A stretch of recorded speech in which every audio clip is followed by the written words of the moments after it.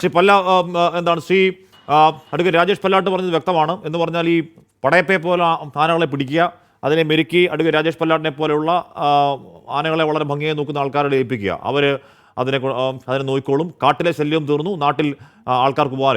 ഇപ്പം താങ്കൾ പറയുന്നത് പോലെ ഈ റോബോട്ട് ആനകളൊക്കെ നിരന്ന് നിന്ന് കുടമാറ്റമൊക്കെ ആലോചിച്ച് നോക്കാൻ പറ്റുമോ ശ്രീ വി കെ വെങ്കടാചലം? സങ്കല്പിക്കാൻ പോലും പറ്റുമോ? ഞാൻ ഇതിന് മറുപടി പറയുന്നതിന് മുമ്പ് ഒരു കാര്യം പറയാം. ഈ ആർ വി ബാബു ഏതൊരു സംഘടനയുടെ പേരൊക്കെ പറഞ്ഞു, രാഹുൽ ഈശ്വർ എന്തൊക്കെയോ മതപരമായിട്ടുള്ള വിഷയങ്ങളെ കുറിച്ചിട്ട് അങ്ങ് അവർ ഡിഫെൻഡ് ചെയ്യുന്നു പറഞ്ഞു.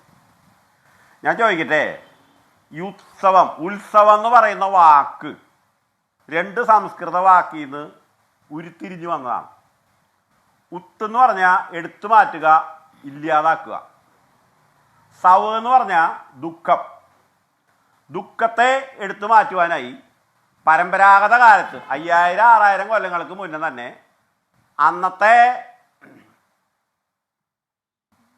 ഓരോ പ്രദേശത്തും ജീവിക്കുന്ന ആളുകൾ ആഘോഷങ്ങൾ നടത്താൻ തീരുമാനിച്ചത് 2 സാധനങ്ങൾ ഏർപ്പെടുത്തേണ്ടതാണ്. അതായത് ഈ ഉത്സവം എന്ന് പറഞ്ഞാൽ ദുഃഖത്തെ എടുത്തു മാറ്റുന്ന പ്രക്രിയയാണ് ഉത്സവം. അതിൽ ആന വന്നു കഴിഞ്ഞാൽ ആനയെ പണ്ട് ആളുകളെ കൊല്ലാനേ ഉപയോഗിച്ചിരുന്നത്. അതുകൊണ്ട് ആനകളെ വേണ്ടാന്ന് വളരെ പണ്ട് തന്നെ തീരുമാനിച്ചിട്ടുണ്ടായിരുന്നു. 5000-6000 കൊല്ലങ്ങൾക്ക് മുന്നേ തന്നെ ഇവിടെ ഉണ്ടാക്കി വെച്ചിട്ടുള്ള പുരാണ ഗ്രന്ഥങ്ങളും അതുപോലെ തന്നെ ഋഗ്വേദം, യജുർവേദം, സാമവേദം, അഥർവവേദം ഇതിലൊന്നും തന്നെ ആനപ്പുറത്ത് എഴുന്നള്ളുന്ന ഒരു ദൈവത്തെക്കുറിച്ച് പറയുന്നില്ല. ആനപ്പുറത്ത് നടക്കുന്ന ഒരു കഥാപാത്രം ഉള്ളത് ദേവേന്ദ്രനാണ്. ദേവേന്ദ്രനെ ആരും ആരാധിക്കാറില്ല. അതുകൊണ്ട് ഇപ്പോൾ ഈ നിയമങ്ങൾ ഇങ്ങനെ കർശനമായിട്ടും നടപ്പിലാക്കാൻ പറ്റാത്തപ്പോൾ ഞങ്ങളുടെ കയ്യിൽ കിട്ടിയിരിക്കുന്ന ഒരു വിവരം ഞാൻ ഇവിടെ പറയാം. രാജേഷ് പല്ലാട്ട് അടക്കമുള്ളവരും ഈ ആർ വി ബാബുവും ഈ രാഹുൽ ഈശ്വറും വേണമെങ്കിൽ കേട്ടോ, ഞങ്ങളുടെ കയ്യിൽ ഇപ്പോൾ കഴിഞ്ഞ 2 ആഴ്ചത്തെ കേരളത്തിലത്തെ പ്രശ്നങ്ങളുണ്ട്. 360 റോബോട്ടാനകൾ വേണമെന്ന് പറഞ്ഞിട്ട് ക്ഷേത്രക്കാർ ഞങ്ങളെ ബന്ധപ്പെട്ടിട്ടുണ്ട്. 17 ആനകളെ ആന സംരക്ഷണ കേന്ദ്രത്തിലേക്ക് മാറ്റുവാണെങ്കിൽ ഞങ്ങൾക്ക് റോബോട്ടാനേനെ തന്നാൽ മതി എന്ന് പറഞ്ഞിട്ട് ഞങ്ങളെ കോൺടാക്ട് ചെയ്യുന്നുണ്ട്. ഇപ്പോൾ ഇന്നലെ വനം വകുപ്പ് എടുത്ത കണക്ക് പ്രകാരം 357 നാട്ടാനേ ഇവിടെ ഉള്ളൂ. ഞങ്ങളുടെ സംഘടനയും ഞങ്ങളോടൊപ്പമുള്ളവരും കൂടി അടുത്ത 10 കൊല്ലത്തിനുള്ളിൽ 360 റോബോട്ടാനകളെ കേരളത്തിൽ പല അമ്പലങ്ങളിൽ ഇറക്കി ഞങ്ങളിവിടെ പൂരം നടത്തിക്കും. ജീവനുള്ള ആന ഇല്ലെങ്കിലും പൂരം നടത്തുമെന്ന് ഇപ്പം എല്ലാവരും തെളിയിക്കുന്നുണ്ട്. ഞങ്ങളുടെ ഇപ്പോഴത്തെ 5, 2, 7 റോബോട്ടാനകൾക്ക് ഒരു വർഷം 7000-ഓളം എഴുന്നള്ളിപ്പുണ്ട്. 365 ദിവസം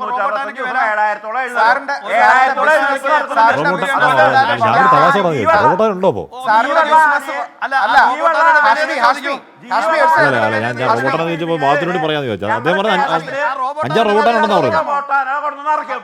5 റോബോട്ടാൻ ഇപ്പത്തിന് ഉണ്ടെന്നാ പറയുന്നത്. ഞങ്ങളുടെ എല്ലാ വീടുകളുണ്ട്.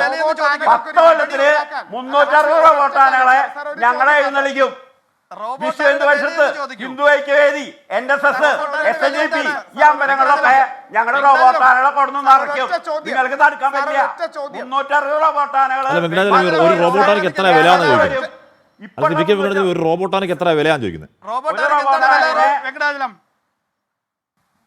ഒരു റോബോട്ടാനക്ക് എന്താ വില എന്നാ ചോദിക്കുന്നത്? 10 കൊല്ലത്തിന് 10 കൊല്ലത്തിന് 360 റോബോട്ടാനകളെ ഇന്ത്യയിലത്തെ 15 സന്നദ്ധ സംഘടനകളുടെ സാമ്പത്തിക സഹായത്തോടെ സൗജന്യമായി ഞങ്ങൾ 360 അമ്പലക്കാർക്ക് കൊടുക്കും.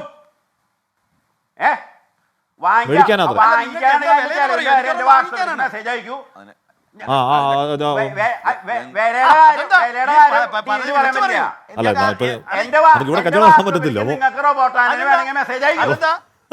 റോബോട്ടാനെ വേണ്ടവർ വി കെ വെങ്കടാചലത്തിന് ഫോണിൽ മെസ്സേജ് അയക്കൂ.